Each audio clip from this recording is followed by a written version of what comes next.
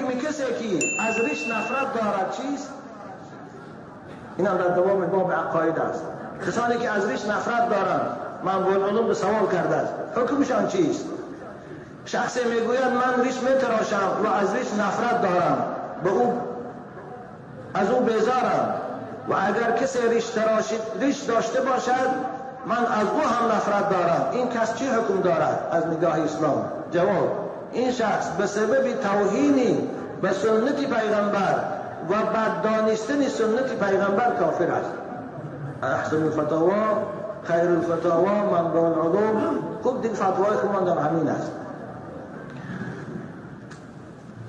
به شوخی با خدا یا پیغمبر اهانت کرد، یعنی از طریق شوخی که بعضی عسکر بازاش خدا را شوخی میکنند یا پیغمبر یا عالم را در حق شوخی میکنند، آیا این شخص مرتد می شود یا نه؟ جواب: استخفاف و اهانت هرچند که با شوخی باشد هم موجب کفر می شود، یعنی سبب کافر شدن گویندش می شود و بر او لازم است که توبه نماید و از این عمل زشت خود باز ایستد و با خانمش تجدید نکاح کند، نکاح شایسته کند.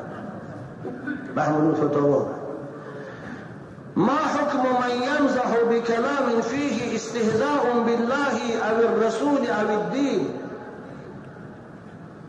فتوا سوال میکند که عثیمین حکم کسی که خدا نسبت پیغمبر، نسبت دین و احکام دین مسخره میکند، اوسال میکند، شوخی میکند چیست؟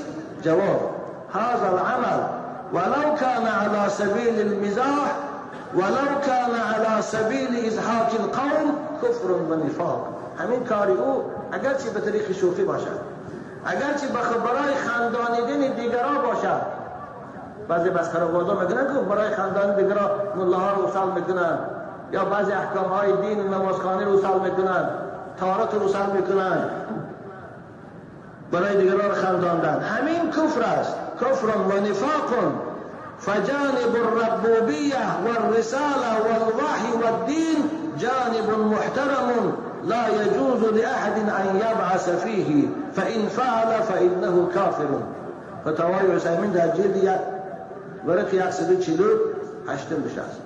خوب این روایت ها دلالت میکنه که کسی که پیغمبر خدا را انکار میکنه، من باور ندارم که نعوذ بالله، یا پیغمبر خدا را در حقش یگان سخنی به آدابانه میگه، هر سخنی گوید باید کافره.